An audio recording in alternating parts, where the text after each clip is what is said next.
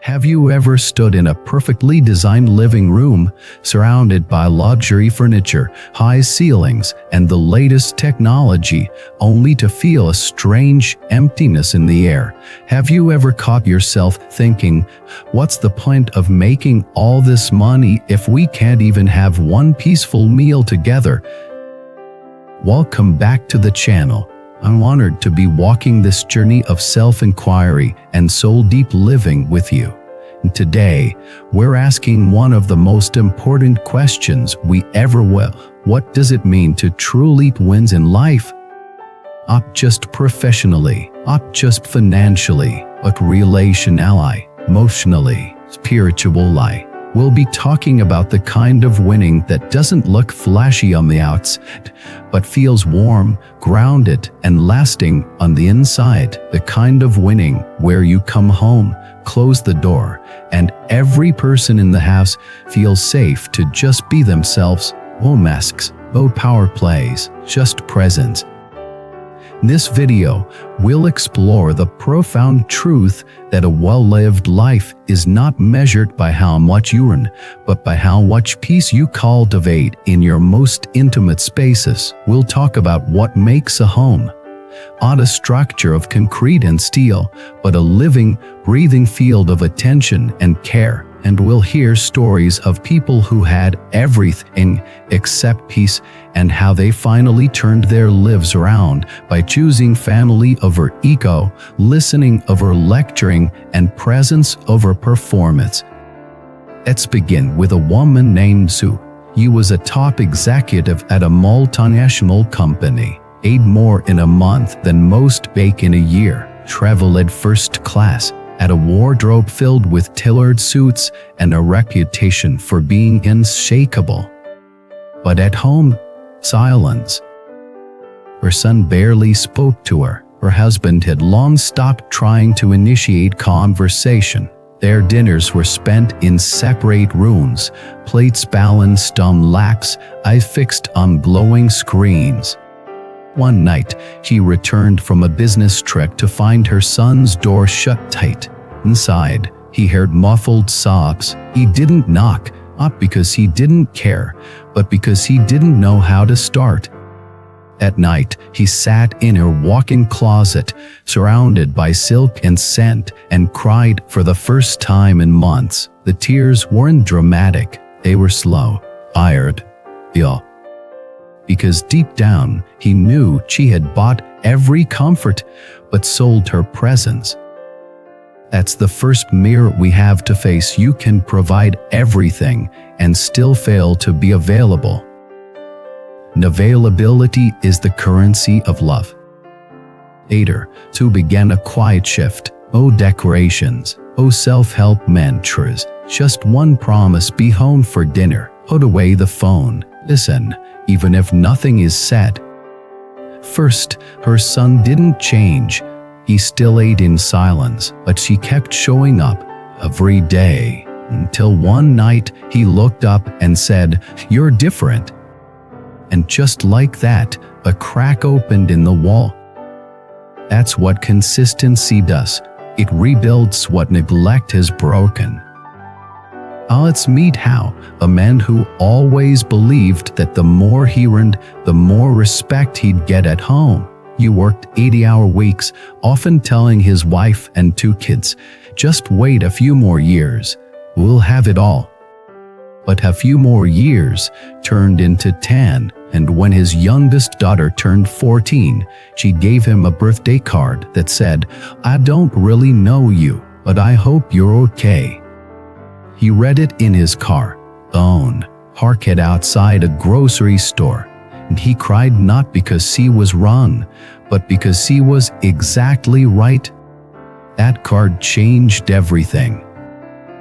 He went home, cleared his weekend calendar, and told his wife, "I want to learn how to be here, not just physically but emotionally." He began taking walks with his daughters, asking questions without rushing to advise, taking turns cooking dinner, and slowly, the atmosphere changed.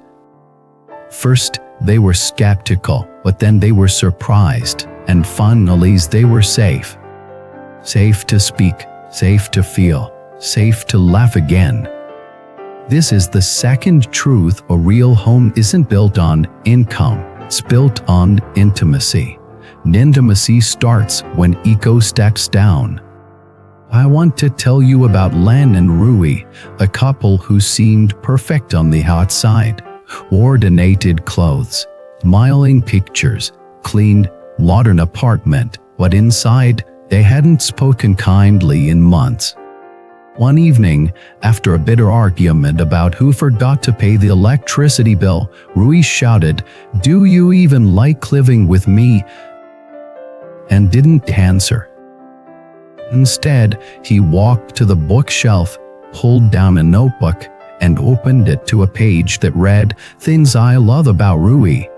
He had written it months ago, but never showed him. He slid it across the table and said, "I don't always say it right, but this is what's real." He read the list. Always warms my hands in winter. Sings old songs while washing dishes. Ever forgets to add ginger when I'm sick. Still holds my back when we cross busy streets. He looked up with tears in his eyes and said, "I thought you stopped seeing me." You replied, "I never stopped. I just stopped showing you." That's the third key. Love isn't always loud, but it must be visible. No one can read your silence. If you love someone, say it, show it, repeat it. We spend so much of our lives chasing recognition from the outside world, promotions, applause, likes, but what if the real win in life was this? Coming home and seeing your child's eyes light up because you're there. Sitting on a worn couch, holding your partner's hand, saying nothing, but feeling everything. Eating simple food with simple joy. These aren't glamorous moments, but they're the moments you'll remember when the curtain falls. In the end, life doesn't ask, "How much did you earn?" It asks, "Did you live well? Did you live gently? Did you make peace where you lived?" So how do we get there? Here are 5 practices to turn your house into a real home. Main circle every night. Take 10 minutes to sit with your family. No screens. Just one question: what moment made you feel seen today? Gentle mornings. Start the day with presence. Shared breakfast. Smile. Kiss goodbye. Sets the tone for everything. Silent service. Do one thing for your loved ones without being asked. Fold laundry. Sweep the floor. Make tea. Let your love speak through action. Open apologies when you hurt someone. Don't justify. Just say, "I was wrong. I'm sorry. How can I make it right?" Legacy letters. Write a letter to each person in your home, not for a special occasion, just because. Tell them what they mean to you. You might be surprised how deeply it lands. And here's something for you. You don't have to be perfect. You don't have to fix every crack in your home today. You just have to start being available. Available with your time. Available with your heart. Available with your patience. Because in the end, the greatest success story isn't written in borders or bank statements.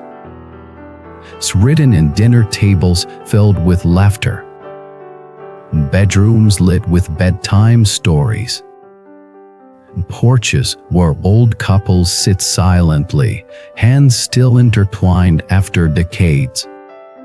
That's what winning looks like. So tell me, friend, what does home mean to you? Leave your thoughts in the comments. Share your story. Someone out there needs to hear it. And if this message touched you, help it touch others. Like this video, subscribe, share it with someone you love. Let's create a world where peace at home becomes the new definition of success. because at the end of it all, if your home is full of warmth, you've already won. Before you leave, here's something special. In Buddhism, we believe that every encounter carries a deeper meaning. Would you like to discover your true soul connection, the one written into your destiny? Take the Soulmate Test today and unveil the hidden truths of your journey. Click the link below and begin your path now. http://soulmate. You wisdom more, come, white.